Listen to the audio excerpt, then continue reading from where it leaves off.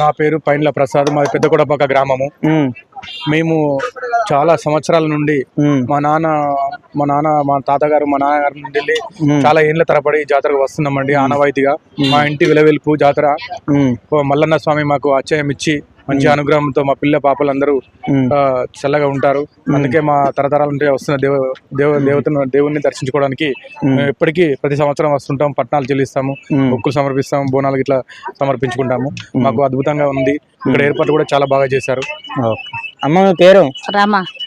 అంటే మీరు ఎక్కడి నుంచి వచ్చారు? మైలారం నుంచి. మైలారం. ఇప్పుడు ఏమేమి వండుతున్నారు ఇక్కడ? ఏమంటున్నారు? బోనాలా? ఓకే. అంటే కోరిన కోరికలు ఏమైనా నెరవేరాయి మీకు? నిలవేరాలని వస్తాను.